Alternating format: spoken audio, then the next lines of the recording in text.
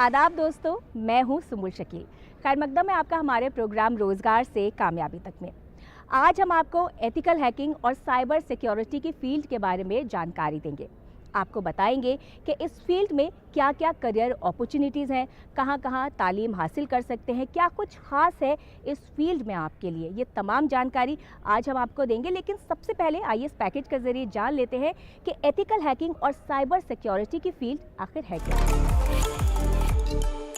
आज टेक्नोलॉजी के जहां बहुत से फायदे हैं, वहीं जब इसका इस्तेमाल गलत हाथों में होने लगता है तो यह बड़े लेवल पर नुकसान भी पहुंचा सकता है। बड़ी बड़ी कंपनियों के डेटा को महफूज रखने के साथ साथ नेटवर्किंग को सेंध लगने से बचाने का काम ethical hacking and cyber security के एक्सपर्ट्स करते हैं।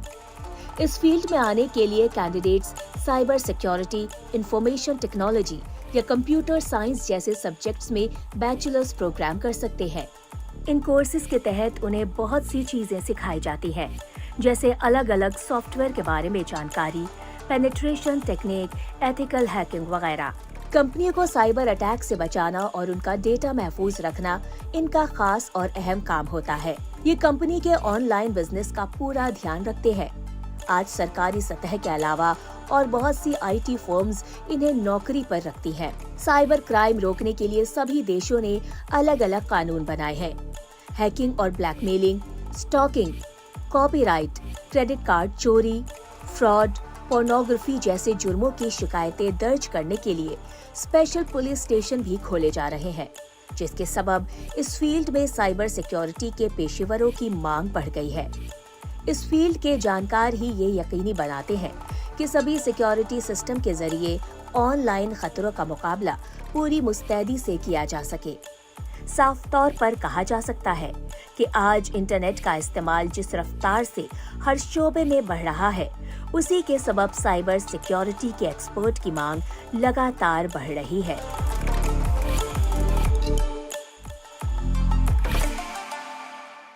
दोस्तों, उम्मीद है इस पैकेज के जरिए आपको कुछ हद तक समझ आ गया होगा कि एथिकल हैकिंग और साइबर सिक्योरिटी की फील्ड क्या है। चलिए, इस फील्ड पर ज़्यादा जानकारी हासिल करने के लिए बढ़ते हैं अपने अगले सेगमेंट की तरफ, जिसका नाम है करियर की बात एक्सपर्ट के साथ। दोस्तों, आज हम आपको जानकारी दे रहे हैं एथिकल हैकिंग और साइबर सिक्योरिटी की फील्ड के बारे में। इस फील्ड पर ज़्यादा बातचीत करने के लिए हमारे साथ इस वक्त मौजूद हैं जामिया मिल्लिया इस्लामिया के डिपार्टमेंट ऑफ कंप्यूटर साइंसेज में सीनियर फैकल्टी प्रोफेसर मनसफ आलम। खैर मकदम सर, आपका हमारे इस प्रोग्राम में। सर, आजकल अगर देखा जाए तो इंसानी ज़रूरियात ज़्यादातर ज़रूरियात जो हैं वो डिपेंड हो गई हैं इंटरनेट पर, कंप्यूटर पर। हमारे जो काम है रोज़मर्रा के, हम बहुत ज़्यादा डिपेंडेंट होते जा रहे हैं टेक्नोलॉजी पर। अगर कहें तो जहाँ एक तरफ हमें फ़ायदा पहुँचा रही हैं, हमारे कामों को आसान कर रही हैं, वहीं अपने साथ चैलेंजेस भी लेकर आती हैं। और ये चैलेंजेस होते हैं एक क्राइम की शक्ल में, जिन्हें हम साइबर क्राइम कहते हैं। तो जाहिर है इन्हें रोकने के लिए फिर कुछ ना कुछ इक़दाम तो उठाए जाएंगे, और वो काम करते हैं साइबर सिक्योरिटी के अंदर आते हैं। तो सबसे पहले तो एज एन एक्सपर्ट आपसे यही जानना चाहेंगे कि साइबर सिक्योरिटी और ये एथिकल हैकिंग, ये क्या फील्ड है, क्या होते हैं ये एथिकल हैकर्स, और साइबर सिक्योरिटी का ये जो शोबा है क्या है ये? साइबर सिक्योरिटी के अगर हम समझें तो देखिए, हम डिवाइस को सिक्योर करना चाहते हैं, इंटरनेट को सिक्योर करना चाहते हैं, हमारे पास जो सोशल मीडिया अकाउंट है उसको सिक्योर करना चाहते हैं, हमारा बैंकिंग अकाउंट है, ऑनलाइन बैंकिंग अकाउंट है, उसको सिक्योर करते हैं। उसको हम कहते हैं साइबर सिक्योरिटी।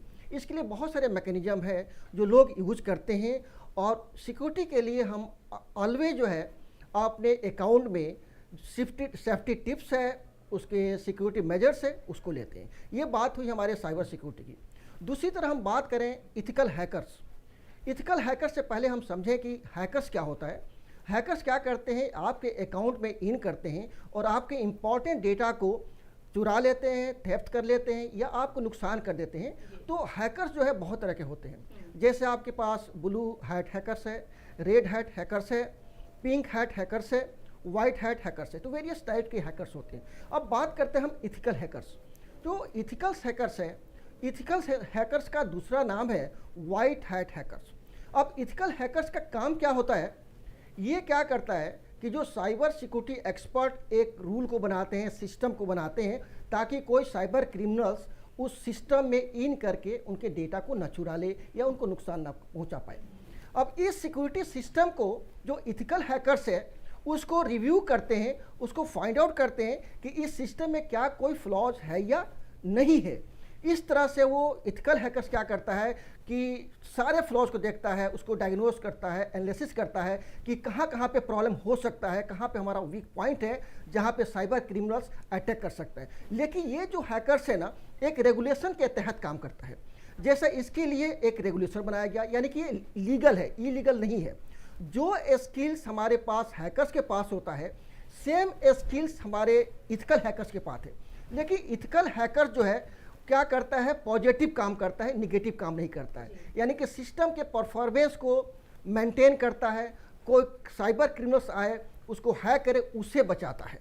इसलिए आज के डेट में बहुत सारे कंपनी इथिकल हैकर्स को अपॉइंट करते हैं। जो इथिकल हैकर्स होते हैं, जो उनके पास जो नॉलेज होती है, वो प्रोटोकॉल के बारे में जानते हैं, नेटवर्क का स्ट्रक्चर कैसा है उसके बारे में जानते हैं, नेटवर्क डिजाइन कैसा है उसके बारे में जानते हैं, जो हार्डवेयर है उसके बारे में जानते हैं। ये सारी जानकारियां जो है इथिकल हैकर्स के पास होता है, तभी वो एनालिसिस करके उसके फ्लॉज को पता करता है और फिर साइबर एक्सपर्ट को बताता है कि आप यहाँ पे फ्लॉ है, आप इसके लिए सिक्योरिटी के लिए एल्गोरिथम डेवलप करें या कोई मैकेनिज्म डेवलप करें। इसीलिए आज के डेट में इथिकल हैकर्स का डिमांड मार्केट में बहुत है। गोल्डी मीट मटन मसाले, जो आपके हाथ का मटन खाए जिंदगी भर आपका हो जाए। जहाँ जाए रिश्ते बनाए गोल्डी मसाले। तो आपको क्या लगता है कि इससे कुछ ज़्यादा फ़र्क पड़ा है या और बेहतर कुछ होना चाहिए हमारे एजुकेशन सिस्टम में, जो आगे इस फील्ड में बेहतर तालीम दी जा सके?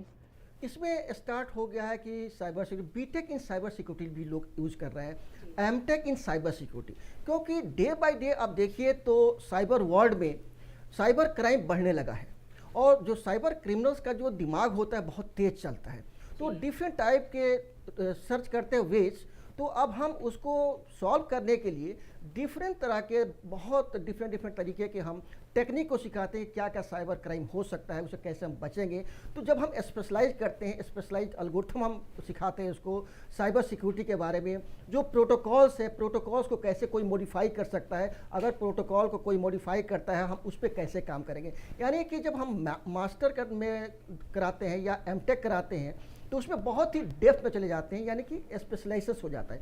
जब स्पेशलाइजेशन होगा तो जो मास्टर का स्टूडेंट है उसका थिंकिंग लेवल बहुत ही हाई हो जाता है, तो वो डिफरेंट तरीके से सोचेगा कि अगर हमारा प्रॉब्लम्स है तो उसको कैसे सॉल्व करेंगे। तो नए नए टेक्निक्स को लोग यूज़ कर रहे हैं पढ़ाने के लिए, अपने कोर्स में जो कुछ भी नया आ रहा है उससे कैसे बचेंगे, ये सारी चीज़ें पढ़ाया जा रहा है। और सर, जैसे कि अभी आपने बताया कि जो हैकर्स होते हैं उनका दिमाग बहुत तेज़ चलता है, तो जाहिर सी बात है जो एथिकल हैकर्स होंगे उनका दिमाग भी फिर उसी हिसाब से तेज़ चलना चाहिए। आपको क्या लगता है वो क्या स्किल्स या हुनर, काबिलियत होनी चाहिए स्टूडेंट्स के अंदर, नौजवानों के अंदर, जो इस फील्ड में जब तालीम हासिल करें और इस फील्ड में वो बेहतर कर सकें? देखिए, इस फील्ड में अगर आप बेहतर करना है तो सबसे पहले आपको सी प्रोग्रामिंग आनी चाहिए, क्योंकि सी प्रोग्रामिंग के जरिए हार्डवेयर जो कंपोनेंट है कंप्यूटर को, उसको मैनिपुलेट और मैनेज कर सकते हैं। तो हार्डवेयर लेवल पे जो हैकर्स होते हैं वो C programming, C plus plus की उनकी काफ़ी जानकारी होती है। जैसे मेमोरी है, मेमोरी में डेटा है, उस डेटा को डिलीट कर देना है। जैसे आपने देखा होगा बहुत साल पहले एक आया था लव बग, जिसको क्लिक करते ही आपके मशीन का डेटा लॉस हो जाता था। तो वो हार्डवेयर लेवल की प्रोग्रामिंग होती है। अब हम बात करते हैं सोशल मीडिया, वेब बेस्ड है, वेब बेस्ड एप्लीकेशंस है। जब भी हम आजकल काम कर रहे हैं सोशल मीडिया में, वेबसाइट को यूज़ करते हैं, जैसे फेसबुक है आपका, इस तरह से और सोशल मीडिया है आपका, इंस्टाग्राम है और बहुत सारे आपको देखिएगा। तो उसमें क्या होता है, वेब बेस्ड प्रोग्रामिंग होती है। तो उसमें जानकारी एसक्यूएल इंजेक्शन की जानकारी होनी चाहिए, उसके बाद आपको पीएचपी की जानकारी होनी चाहिए, उसके बाद आपको जावा स्क्रिप्ट की जानकारी होनी चाहिए, उसके साथ साथ अभी जो लेटेस्ट है पाइथन की जानकारी होनी चाहिए। पाइथन में प्रोग्रामिंग्स है तो आप बहुत अच्छी तरीके से जो आपका वेबसाइट बना हुआ है, बहुत सारे लोग वेबसाइट को हैक कर लेते हैं, उसको मॉडिफाई कर देते हैं, उसके कंटेंट को मॉडिफाई कर देते हैं।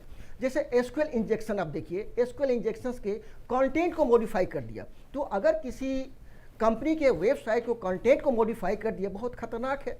तो इस तरह के वेबसाइट को कैसे मॉडिफाई करें, क्योंकि वेब प्रोग्रामिंग की नॉलेज होनी चाहिए, उसको पीएचपी का नॉलेज होना चाहिए, प्रोग्रामिंग का नॉलेज होना चाहिए।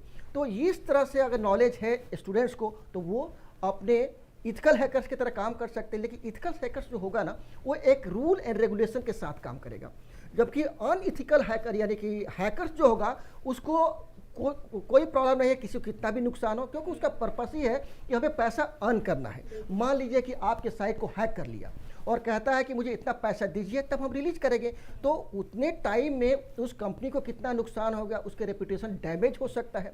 जैसे मान लीजिए आजकल बहुत चल रहा है, फेसबुक पे है, आपको फेसबुक पे आपके अकाउंट का दूसरा अकाउंट बना लिया और आपके पास मैसेज करता है आप बनकर कि जिसका एक्चुअल अकाउंट है कि मैं कहीं पे फंस गया हूं और मुझे इतना पैसा भेज दो, और आप सोचते नहीं, आप जानते हैं कि मेरा दोस्त है, आप पैसा भेज देते हैं। तो उनका मकसद ये होता है कि हम पैसे को कमाना। इस तरह से बहुत सारे तरीके अपनाते हैं लोग।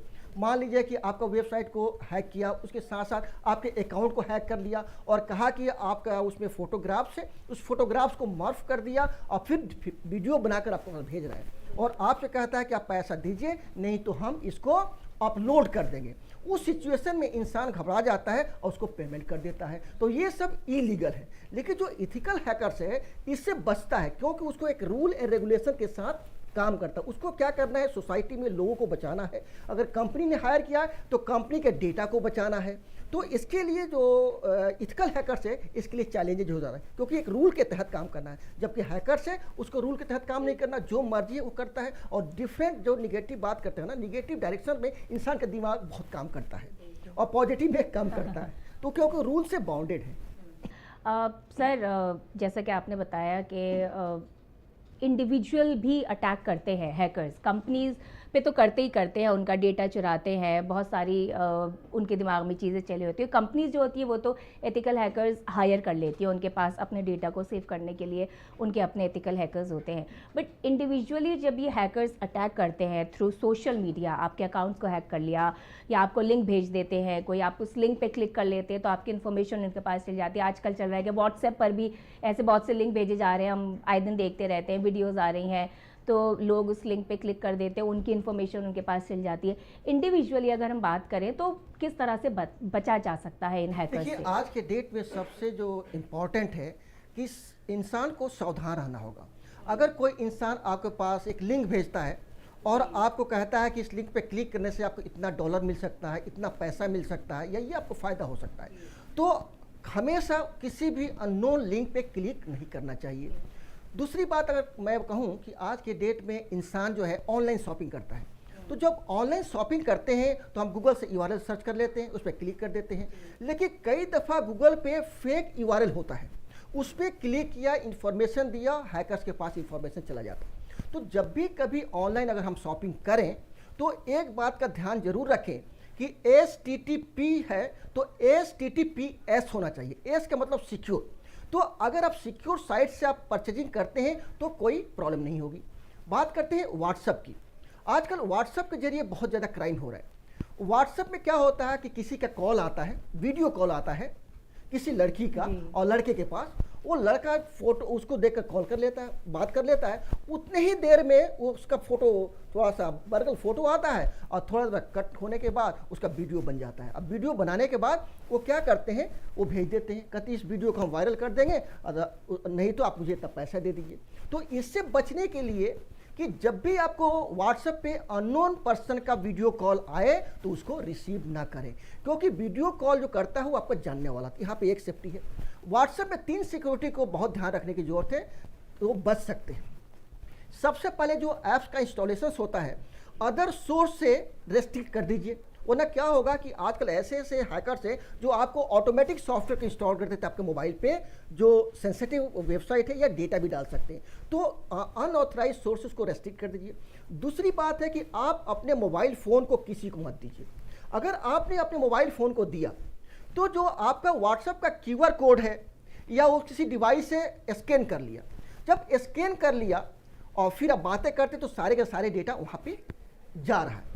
2 वे ऑथेंटिकेशन लगाइए कोड, उस कोड को किसी को मत दीजिए। तो इस तरह से अगर हम व्हाट्सएप का यूज करते हैं तो हम अपने आप को सेव कर लेते हैं। दूसरी बात, कई दफ़ा क्या होता है, आपका ऑनलाइन अकाउंट है, आप उससे पेमेंट करते हैं, कई दफ़ा क्या होता है कि किसी का कॉल आता है और कहता है कि मैं बैंक से बोल रहा हूँ, जबकि वो बैंक से कॉल नहीं होता है, कोई साइबर क्रिमिनल्स होता है और कहता है कि आपका क्रेडिट कार्ड या डेबिट कार्ड जो है ब्लॉक हो गया है, आप इसको ओपन कराना चाहते हैं तो हम ऑनलाइन कर देते हैं, तो आप एक कोड आएगा मुझे दे दीजिएगा।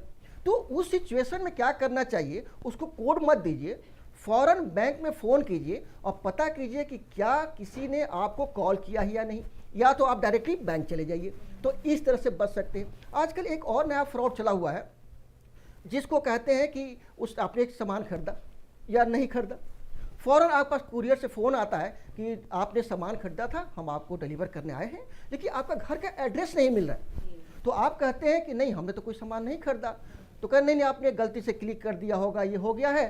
तो कहता है नहीं हमें नहीं चाहिए। तो कहता है कि अच्छा ठीक है आप कैंसिल कर दीजिए। कह रहा कि मुझे तो पता ही नहीं कहाँ पे कैंसिल करना है। तो कह रहा ठीक है ऐसा करते हैं, हम आपको एक लिंक भेजते हैं, आप उस लिंक पे क्लिक कर दीजिए, अपने आप कैंसिल हो जाएगा, जबकि वो लिंक करने के बाद उसका पैसा डिडक्ट हो जाएगा। तो इस तरह के कोई भी इंसान आपको अननोन पर्सन अगर आपको कॉल करता है तो उसको 10 बार सोचिए। किसी लिंक पे क्लिक करने से लिए कोई आपको मोटिवेट करता है कि हमारा कोड दे दो, तो कभी OTP कोड नहीं देना चाहिए। तो इस तरह से थोड़ी सी सावधानी हम अगर रखें तो साइबर वर्ल्ड में हम अपने आप को बचा सकते हैं। बिल्कुल सतर्क रहना पड़ेगा ताकि हम इस तरह के फ्रॉड से बच सके। Coming back to job opportunities इस फील्ड में किस तरह की जॉब अपॉर्चुनिटीज़ होती है नौजवानों के लिए जब वो इस फील्ड में तालीम हासिल करते हैं? इस फील्ड में काफ़ी जॉब जनरेट हो रहा है। मैं आपको बताऊं, अगर आप कोर्स करने के बाद मार्केट में जाते हैं तो सबसे पहला जॉब जो मिलता है, जॉब प्रोफाइल है, चीफ इंफॉर्मेशन सिक्योरिटी ऑफिसर की जॉब मिलती है आपको। उसके बाद आपका सिक्योरिटी आर्किटेक्ट की जॉब मिलती है। फिर मिलती है जॉब आपको साइबर सिक्योरिटी इंजीनियर की जॉब है मार्केट में। फिर है एप्लीकेशन सिक्योरिटी इंजीनियर की जॉब है। उसके साथ साथ और भी जॉब है आपका, जैसे आपको क्लाउड सिक्योरिटी स्पेशलिस्ट की जॉब मार्केट में है। उसके साथ साथ आपको मालवेयर एनालिस्ट का जॉब है। और एक लास्ट में जॉब बताऊं आपको, जो पेनिट्रेशन टेस्टर की जॉब है। जो पेनिट्रेशन टेस्टर जो होता है उसी को कहते हैं वाइट हैट हैकर्स या इथिकल हैकर्स। जो इथिकल हैकर्स का जो जॉब प्रोफाइल मिलता है वो उसका नाम है पेनिट्रेशन टेस्टर। तो इस तरह के जॉब मार्केट में है, लेकिन उसमें क्या है कि आपको बहुत सारे नॉलेज होनी चाहिए, एक्सपर्टीज होनी चाहिए। तो मार्केट में जॉब है, थोड़ा बहुत स्किल्स कम है, लेकिन जॉब मिल रहे हैं, लोग तैयारी कर रहे हैं अपने आप को उस लेवल के बना रहे हैं, नौकरियां मिल रही हैं। जी सर, जैसे अभी आपने बताया था पहले कि BCA या MCA करते तो उसमें एक पेपर होता है एथिकल हैकिंग और साइबर सिक्योरिटी का। तो क्या इस फील्ड में अच्छे करियर अपॉर्चुनिटीज़ हासिल करने के लिए ज़रूरी है कि स्पेशलाइज्ड कोर्सेज़ करें, ग्रेजुएशन कर लिया या पोस्ट ग्रेजुएशन भी कर लिया, उसके बाद वो पोस्ट ग्रेजुएशन करें एथिकल हैकिंग या साइबर सिक्योरिटी में? देखिए, आपने कोई कोर्स कर लिया, उसके साथ साथ अगर आपके पास टैलेंट है, आपके पास नॉलेज है कि साइबर सिक्योरिटी कैसे देना है, तो अगर BCA किया या MCA किया है उसके साथ साथ भी कर सकते हैं। उसके लिए क्या होगा, आपको हार्ड वर्क करना होगा, उसको टूल को सीखना होगा, टेक्निक को सीखना होगा। लेकिन अब इस टूल टेक्निक को या तो एलोन सीख ले या तो इसके लिए स्पेशलाइज्ड कोर्स डेवलप हो गया है, तो आप उस कोर्स में लेंगे तो उसमें क्या आपको एक्सपर्ट टीचर मिल जाएंगे, उसको आपको बताएंगे, फिर आप उसको प्रैक्टिकल भी कर सकते हैं। तो कोई ज़रूरी नहीं है कि कोर्स का मतलब एक पर्टिकुलर कोर्स करें। अगर आपके पास टैलेंट है, नॉलेज है, तो अलग से सीख सकते हैं, लेकिन उसमें आपको डिफ़िकल्टी ज़्यादा होगी क्योंकि सेल्फ स्टडी करना होगा।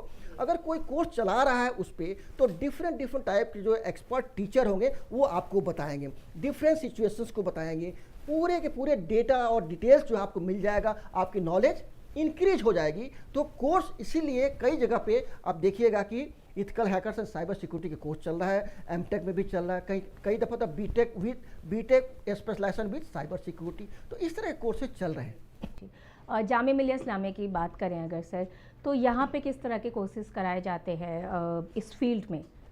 देखिए, हमारे यहाँ जामिया में कंप्यूटर्स में कई कोर्सेज चल रहे हैं, लेकिन कोई स्पेशलाइज कोर्स नहीं है जो कि हम कहें कि BS इन साइबर सिक्योरिटी, MTech इन साइबर सिक्योरिटी। लेकिन हम लोग क्या करते हैं, MCA है और आपका PGDCA है, उसमें हम एक स्पेशल कोर्स चलाते हैं। कोई कोर्स हम दे देते हैं, जैसे आपको कंप्यूटर फॉरेंसिक है, आपको इंफॉर्मेशन सिक्योरिटी का हमने पेपर पढ़ाते हैं उसमें। इस तरह थोड़ा बहुत कहीं कहीं पे हम साइबर सिक्योरिटी के बारे में बताते हैं। तो हम लोग कोई बहुत ज़्यादा स्पेशलाइज नहीं करते, लेकिन हम कुछ पेपर को अपने कोर्स में डाल दिए हैं ताकि बच्चों की जानकारी हो सके और उससे नॉलेज लेने के बाद फिर अच्छा कर सके। हम लोगों ने इसमें भी पढ़ाते हैं नेटवर्क सिक्योरिटी, यानी नेटवर्क को हमें कैसे सिक्योर करना है, एमसी में पढ़ाते हैं। तो जो बच्चा अगर नेटवर्क सिक्योरिटी में बहुत अच्छा कर रहा है या फॉरेंसिक कंप्यूटर में बहुत अच्छा, कंप्यूटर फॉरेंसिक में अच्छा कर रहा है, तो वो भी जाकर अपना काम कर सकता है। हम कभी यहाँ ये भी पढ़ाते हैं क्लाउड सिक्योरिटी। तो सिक्योरिटी के बारे में हम लोग पढ़ाते हैं, लेकिन स्पेशलाइज कोई साइबर सिक्योरिटी पे नहीं करते हैं। लेकिन ये जो कंसेप्ट है पढ़ने के बाद वो साइबर सिक्योरिटी में भी उसको इम्प्लीमेंट कर सकता है। हो सकता है आने वाले दिनों में हम लोग प्लान करेंगे कि हम कुछ कोर्स खोलें साइबर सिक्योरिटी में। सर, जामिया के अलावा और कौन कौन से इदारे हैं जो इस फील्ड में तालीम देते हैं? और जामिया की ही अगर हम बात करें, आपने बताया कि शायद फ्यूचर में इसमें स्पेशलाइज्ड कोर्सेज लाने की प्लानिंग हो सकती है।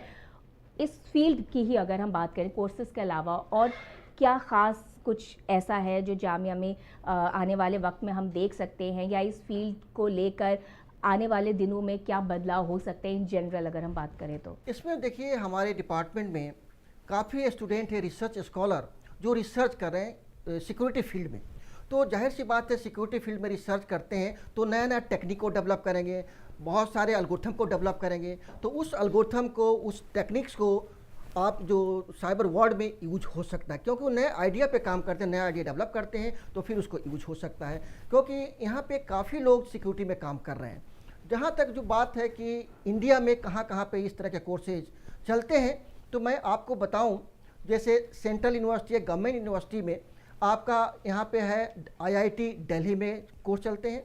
उसके साथ साथ आपका डीटीयू में चल रहा कोर्स, एंड आईपी में चल रहा है, अलीगढ़ मुस्लिम यूनिवर्सिटी में चल रहा। अगर हम बात करें प्राइवेट यूनिवर्सिटी की तो जामिया हमदर्द में कोर्स चल रहा है आपका, एमआईटी में चल रहा है, गलगोटिया में चल रहा, चितकारा यूनिवर्सिटी है, इस तरह से लवली प्रोफेशनल लवली यूनिवर्सिटी में चल रहा है आपका। इसके अलावा बहुत सारे कोर्सेज यूनिवर्सिटीज हैं जहाँ पे इस तरह के कोर्सेज चल रहे हैं। और सर, स्टूडेंट्स की कितनी दिलचस्पी देखने को मिलती है इस फील्ड में करियर बनाने के लिए? देखिए आज की डेट में मैं बात करूं तो ज़्यादातर स्टूडेंट जो है सोशल मीडिया से जुड़े हुए हैं। ज़्यादातर टाइम जो है वो इंस्टाग्राम पे स्पेंड करते हैं, व्हाट्सएप पे करते हैं, फेसबुक पे करते हैं। तो जाहिर सी बात है उनका इंटरेस्ट आ गया है, तो अब वो भी सोचते हैं कि साइबर वर्ल्ड में हम जब जुड़े हुए हैं तो हमें सिक्योरिटी की ज़रूरत है। तो काफ़ी बच्चे जो है इंटरेस्ट लेते हैं और सोचते हैं कि हम इथिकल हैकर्स बन जाएं। सर, सरकारी महकमों के अलावा और कौन कौन सी टॉप रिक्रूटिंग इंडस्ट्रीज़ हैं जहां पर इस फील्ड में जब बच्चे तालीम हासिल करते हैं तो उनको रिक्रूट किया जाता है? इस तरह से बहुत सारे कंपनियां जो रिक्रूट कर रही है, जिसमें सब मेजर जो कंपनी रिक्रूटर है मैं कहूँगा तो वो है एसीएल टेक्नोलॉजीज है, टेक महिंद्रा है, इन्फोसिस है, और इस तरह से और छोटी छोटी और भी कंपनियां हैं जहां पे इन बच्चों को रिक्रूट करते हैं। उसमें देखते हैं कि इसके पास स्किल्स कितना है, किस तरह से प्रॉब्लम को सॉल्व करता है, क्या हमारे लिए मुफीद रहेगा, फ़ायदेमंद रहेगा। उसके स्किल्स को देखकर और भी कंपनियां हैं जो उसको हायर कर रही हैं, और पैसे काफ़ी बढ़ रहे हैं। आपको बताऊं मैं 2 लाख, 6 लाख, 7 लाख इस तरह से सैलरी इनको मिलती है। जो अच्छा इथिकल हैकर्स है उसको अच्छी सैलरियाँ मिल रही है, क्योंकि आज की डेट में हर कंपनी के पास जो डेटा है बहुत इंपॉर्टेंट है, उसका नेटवर्क है उसको सिक्योर करना इंपॉर्टेंट है, उसका रेपुटेशन की बात है, उसके वेबसाइट का कंटेंट है उसको करना है। तो इसलिए मैक्सिमम कंपनियां जो है रिक्रूट कर रही है, और कुछ कंपनियां ऐसा है एक कंपनी को दे दिया, आउटसोर्स कर दिया कि हमारे सिक्योरिटी का आप देखोगे। तो इस तरह से कंपनियां हैं मार्केट में और बच्चों को रिक्रूट कर रही है। सर, सरहद पार से जो होने वाले क्राइम्स होते हैं, जुर्म होते हैं, उनको रोकने में भी काफ़ी अहम रोल प्ले करते हैं साइबर सिक्योरिटी की जो ये शाखा है। ऐसे में आपको आप किस तरह से देखते हैं जो सरकार ने जो इक़दाम उठाए हैं इस तरफ, उनको आप किस तरह से देखते हैं? देखिए जो साइबर सिक्योरिटी है, साइबर सिक्योरिटी पे गवर्नमेंट ऑफ इंडिया ने बहुत सारे स्टेप्स लिया। उन्होंने सर्कुलर भेजा हर यूनिवर्सिटी को और कहा कि आपको साइबर सिक्योरिटी अवेयरनेस प्रोग्राम चलाइए, या अपने कोर्स करिकुलम में आप कुछ ऐसे साइबर सिक्योरिटी का कोर्स को ऐड करें, या आप वर्कशॉप कराइए, या आप कोई कॉन्फ्रेंस कराइए। यानी कि हर आदमी तक आपको साइबर सिक्योरिटी के बारे में बताना है कि साइबर क्राइम क्या है, साइबर सिक्योरिटी क्या है, क्या टिप्स है, आप साइबर वर्ल्ड में आप अपने आप को कैसे सिक्योरिटी दे सकते हैं। अभी मैं बात करूं, कई दफ़ा क्या होता है कि साइबर सिक्योरिटी में कुछ लोग बाहर होते हैं, अपने कंट्री से बाहर हैकर्स होते हैं, वो टारगेट करते हैं, तो बॉर्डर के बाहर है तो वहाँ का अपना आईटी रूल है। तो अभी G20 जो हुआ, G20 में मीटिंग हुआ और डिजिटल ट्रांसफॉर्मेशन की बात हुई कि हम इसको कैसे सिक्योरिटी देंगे और कैसे करेंगे। मान लीजिए कि कोई इंसान जो है आपको यूएसए में है और वहाँ से आप पे अटैक कर दिया, अब उसको ट्रेस करना बहुत ही मुश्किल होगा। तो ये चैलेंजेस तो है, लेकिन गवर्नमेंट ने हर मुमकिन प्रयास करते हैं कि हमें कैसे लोगों तक हम अवेयरनेस पहुंचाएं और लोगों को कैसे हम सिक्योर करें। तो गवर्नमेंट ऑफ इंडिया ने बहुत सारे साइबर सिक्योरिटी एक्सपर्ट कमेटी बनाया, साइबर सेल बनाया और साइबर लॉ बनाया, जिसके तहत हम आम जनता को बचा सकें साइबर सिक्योरिटी क्रिमिनल से। अब तक काफ़ी कुछ बताया आपने इस फील्ड के बारे में, तालीम कहाँ किस तरह से हासिल की जाती है, क्या कुछ सिखाया जाता है, जॉब अपॉर्चुनिटीज़ क्या क्या है इस फील्ड में, काफ़ी कुछ बताया। चलते चलते आपसे यही जानना चाहेंगे, जो नौजवान इस फील्ड में आने के ख्वाहिशमंद हैं, उनके लिए आपका क्या मैसेज हो? देखिए, मैं जो नौजवानों से बोलूँगा कि आप इस फील्ड में आइए, अपने टैलेंट को दिखाइए, आप अच्छे इथिकल हैकर्स बनिए, अच्छे साइबर सिक्योरिटी एक्सपर्ट बनिए, आप नॉलेज को एक्वायर कीजिए। लेकिन हमारा एक मैसेज आपसे रहेगा कि कई दफ़ा इंसान है उसका माइंड चेंज हो जाता है, तो अगर आप अच्छे हैकर्स बन गए हैं तो उसको निगेटिव डायरेक्शन में अपने दिमाग को मत यूज करिए, आप इथिकल हैकर्स बनिए, लोगों को मदद कीजिए, लोगों को नुकसान मत कीजिए। क्योंकि अगर आपके पास एक्सपर्टीज है तो आप हो सकता है कि आपके दिमाग पे आ जाए कि चलो इससे फ़ायदा उठाएं, लेकिन हमारा आप रिक्वेस्ट है कि कभी भी किसी का नाजायज़ फ़ायदा मत उठाइए, आप नॉलेज को एक्वायर कीजिए, आप इथिकल हैकर्स बनिए और मार्केट में जाइए, लोगों को मदद कीजिए, लोगों को सेव कीजिए। ये कभी मत सोचिएगा कि हम दूसरों को नुकसान पहुँचाएँ। बिल्कुल, बहुत बहुत शुक्रिया सर, आपने वक्त निकाला और हमें ये तमाम जानकारी दी, बहुत बहुत शुक्रिया। Thank you. तो दोस्तों, ये थे प्रोफेसर मनसफ आलम, जो हमें साइबर सिक्योरिटी की फील्ड के बारे में जानकारी दे रहे थे। चलिए बढ़ते हैं अपने अगले सेगमेंट की तरफ, जहां हम बात करेंगे नौकरियों और एडमिशन्स के बारे में। हम आपको बताएंगे कि इस वक्त आप कहां किन किन नौकरियों के लिए अप्लाई कर सकते हैं और कौन कौन से कोर्सेज में एडमिशन्स ले सकते हैं। चलिए जल्दी से देख लेते हैं।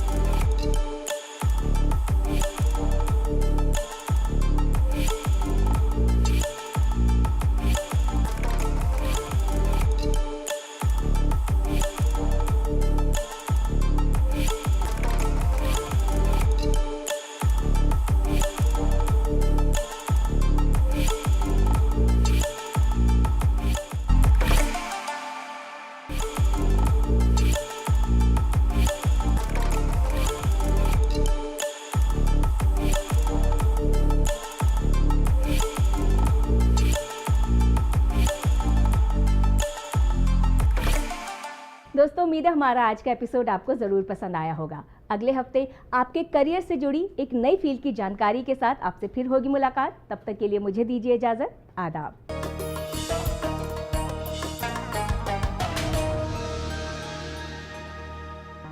अब लोन प्रोसेसिंग में इतनी देर, ये सब ना तुमसे नहीं होगा। लो तुम ही कर लो। देखो तुम चुप रहो, कहा ना।